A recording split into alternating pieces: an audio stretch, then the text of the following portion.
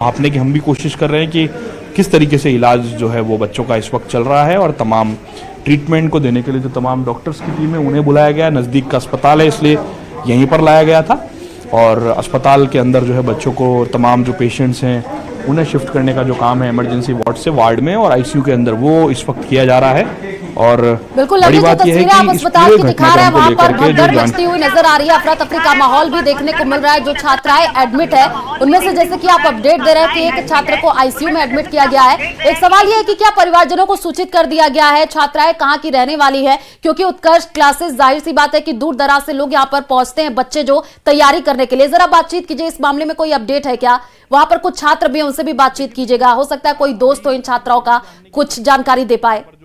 चिकित्सक यहाँ पर जो है यहाँ पर जो शिक्षक मौजूद थे हम उनसे यही जानने की कोशिश कर रहे थे कि आखिरकार पूरे मामले को लेकर के जो है वो क्या जानकारी परिजनों को दी गई है या नहीं दी गई है। तमाम चीज़ों की जो जांच है वो करने की हम कोशिश कर रहे थे, लेकिन जो शिक्षक हैं उन्होंने कुछ भी कहने से जो है वो इनकार किया। और घटना को लेकर के जब हमने जो जिम्मेदार शिक्षक हैं उनसे जब माइक लगा करके सवाल किया तो उन्होंने कुछ भी नहीं बोला, जबकि मैनेजमेंट के जो अन्य जो कर्मचारी थे वहाँ पर, चाहे वो चतुश्रेणी कर्मचारी हो, चाहे वहाँ के गार्ड हो, सिक्योरिटी गार्ड, और चाहे वो छात्र हों, उन्होंने पूरी इन्फॉर्मेशन दी न्यूज़ 18 को, क्योंकि वो चाहते थे कि एक सही सटीक जानकारी प्रदेश के लोगों तक पहुँचे। और प्रदेश के लोगों तक अगर सटीक जानकारी पहुँचती है तो देखिए अफवाह का माहौल नहीं फैलता है। हमारा मकसद इस खबर को दिखाने का ये नहीं है कि किसी तरीके की कोई हलचल हो, हड़बड़ाहट हो। हमारा मकसद ये है कि लोग जागरूक हों, पता लगे कि आखिरकार इस पूरी घटना के पीछे का रहस्य क्या है। और अचानक से 5-7 बच्चियों के बेहोश होने का घटनाक्रम, एक ही बेंच पर अड़ोस पड़ोस में बैठने वाली अगर बच्चियां बेहोश होती है तो एक बड़ा सवाल जो है वो खड़ा होता है कि आखिरकार, क्योंकि पुलिस को जो इन्फॉर्मेशन मिली, कंट्रोल रूम को जो इन्फॉर्मेशन मिली, न्यूज़ 18 को जो इन्फॉर्मेशन मिली, सबसे पहले वो आग की थी, बाद में वो गैस की सूचना मिली कि गैस फैल गई है।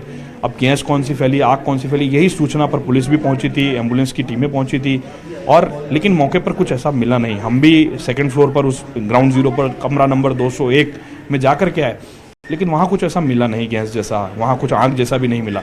तो आखिर क्या था? क्या बच्चों में फूड पॉइजनिंग हुआ है? ये जांच का विषय है, जांच पर हम नहीं जाना चाहते, लेकिन बड़ी बात यह है कि ग्राउंड जीरो की हकीकत जो है वो सब तक पहुंचे कि उत्कर्ष क्लासेस के अंदर आज ये रहे गोपालपुरा में ये जो रहस्यमय घटना हुई है, इस घटना के पीछे क्या कुछ है। चिकित्सक जांच कर रहे हैं, पड़ताल कर रहे हैं, अपने जो जांच पड़ताल है चिकित्सकों की वो चल रही है। एक बच्ची ने बताया कि वो उसे हरारत सी हो रही थी, उसे लग रहा था घुटन हो रही थी, उसे सांस नहीं आ रही थी। हम और देखिए बच्चों को शिफ्ट करने का जो काम है वो इस वक्त किया जा रहा है ताकि बेहतर इलाज जो है वो बच्चों को मिल सके। पूरी कोशिश यही है कि बच्चों को बेहतर इलाज देने की जो कोशिश है वो यहाँ पर की जा रही है। और तमाम जो डॉक्टर्स की जो सीनियर डॉक्टर्स हैं इस अस्पताल के वो यहाँ पर पहुँचे हुए हैं और यही कोशिश कर रहे हैं, यही जद्दोजहद में है कि किसी भी तरीके से खतरे से बाहर हो सारा मामला। और इसी काम में जो है वो तमाम चिकित्सक और उनके जो स्टाफ के लोग हैं वो यहाँ पर जुटे हुए हैं और कोशिश कर रहे हैं कि पूरी तरीके से तमाम जो बच्चे हैं वो पूरी तरीके से सुरक्षित हों और सुरक्षित रहने के साथ इनका जो उपचार है वो बेहतर जो है वो समय पर किया जा सके।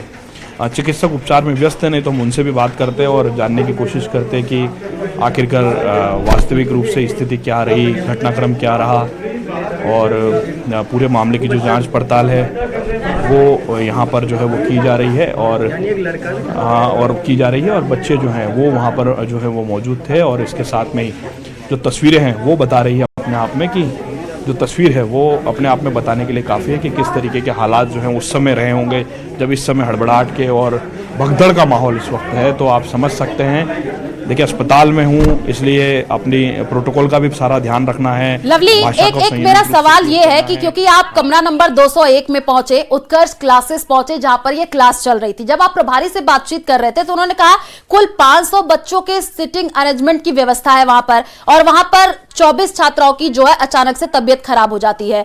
जरा वहां पर जब आप पहुंचे, माहौल को आपने देखा तो क्या वहां पर कोई मिसमैनेजमेंट दिखा क्या आपको? देखिए मैं चाहूँगा एक बार आप अपना सवाल दोबारा दोहराएं, क्योंकि मेरे पास एक सूचना जो है मैं उसकी तस्दीक कर रहा हूँ। आप तस्वीर दिखा, अपना सवाल आप दोहराएंगे प्लीज़। लवली, सवाल ये है कि दिल्ली में भी घटना सामने आई थी। आपने देखा होगा कि जरूरत से ज्यादा बच्चे कमरे में बैठे हुए थे, पढ़ाई कर रहे थे, तभी वहां पर भी एक घटना हुई थी। क्या ऐसी कोई घटना जो है उत्कर्ष क्लासेस में हो सकती थी? आप पहुंचे वहां पर, जब आपने वहां पर पूरा ग्राउंड रिपोर्ट से जब आप तस्वीरें दिखा रहे थे, आपको कोई वहां पर मिसमैनेजमेंट दिखा क्या? एक बात कर लूंगा सर, एक मिनट। हाँ, एक बार थोड़ा सा बता दें सर, बच्चे किस स्थिति में?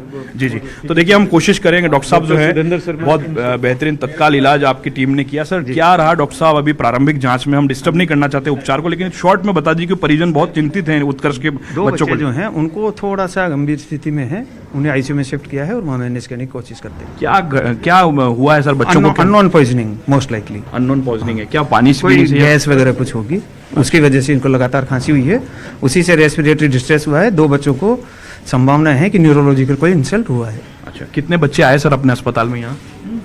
7 बच्चे। 7 बच्चे, मैंने 7 बच्चे देखे हैं। अच्छा, 2 बच्चे जो है वो अभी आईसीयू में शिफ्ट, बाकी सुरक्षित है। ठीक है, तो देखिए डॉक्टर सुरेंद्र, आपका शुभ नाम? डॉक्टर सुरेंद्र जी। सुधींद्र शर्मा। डॉक्टर सुधींद्र शर्मा जी ने जो है वो बताया है कि पूरी तरीके से जो बच्चे हैं वो सुरक्षित हैं। 2 बच्चे जो हैं, ये जो पॉइजनिंग बताया जा रहा है, जैसा कि हम आशंका व्यक्त कर रहे थे कि ये शायद किसी तरह का कोई खान पान या और लगातार खांसी होने की वजह से जो एक फूड पॉइजनिंग के जो हालात जो है वो बने, और उसके बाद में कोचिंग संस्थान में हालात बिगड़ी। और बड़ी बात यह कि एक साथ 7 बच्चे एक ही संस्थान के अंदर एक ही बेंच पर बैठने वाले, ये एक बड़ा सवाल खड़ा करता है कि आखिरकार क्या कोई गैस का रिसाव था, क्या कोई और घटना थी? ये जांच का विषय है, इस जांच की पड़ताल होना बहुत जरूरी है। लेकिन फिलहाल बच्चे सुरक्षित हैं। 2 बच्चों की स्थिति गंभीर बताई जा रही है। हम दुआ करेंगे ईश्वर से कि दोनों बच्चे भी पूरी तरीके से स्वस्थ हों, सुरक्षित हों।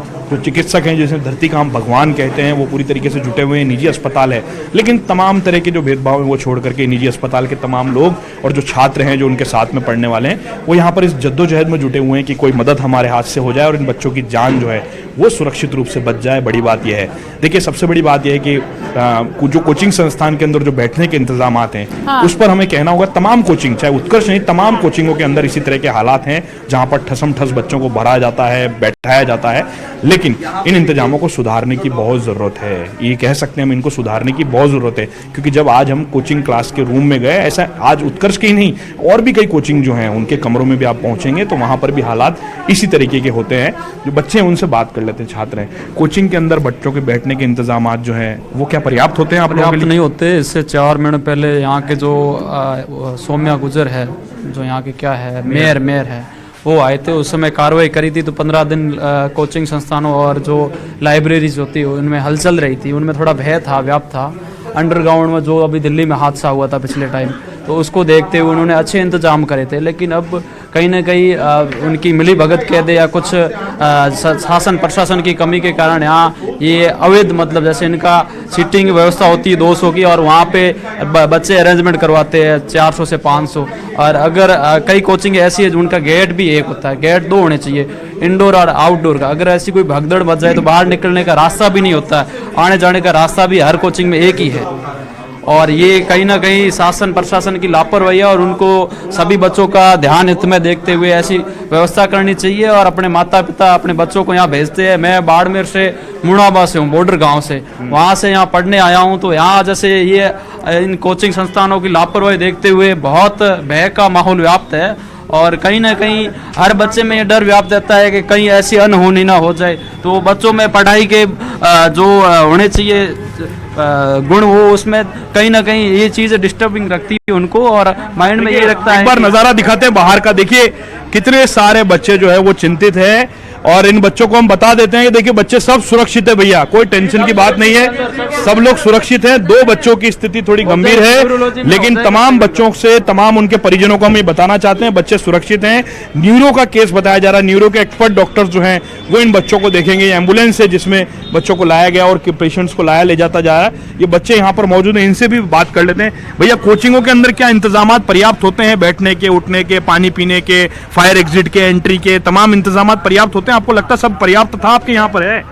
हाँ, लक्षण लगता है। आप बताइए। मुझे तो नहीं लगता इतना नहीं लगता है।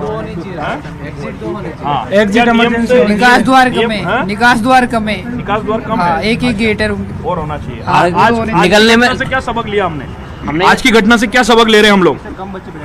हम यही लेना चाह रहे हैं कि अपनी सुरक्षा स्वयं रखनी चाहिए और सर सुरक्षा कोचिंग वालों को करनी चाहिए ये कोचिंग वालों को सोचना चाहिए। इतने सारे बैच बना रखे हैं इन्होंने 500 स्टूडेंट 600 पढ़ रहे हैं। ये एक तो बैच कम करे तभी जाके इन्हें अपनी सुरक्षा जान माल के हानि हो जाए तो कौन जो मोटे मुनाफे के लिए एक साथ कई बच्चों को भर दिया जाता है क्लासेस में। यस हाँ ये तो है ही है। ये कोचिंग वाले भर देते हैं एक साथ के और निकलने आने जाने निकलते हैं तो छोटे गेट है जाने भी छोटे एक ही गेट है निकलते हैं एक ही ये जाते केवल उत्कर्ष की ये हालात है, सभी कोचिंगों का यही हाल है। ठीक है, अभी आप रोकना चाहेंगे। मेयर सौम्या गुर्जर हमारे साथ फोन लाइन पर जुड़ चुकी है। सबसे पहले न्यूज 18 राजस्थान पर आपका बहुत बहुत स्वागत है।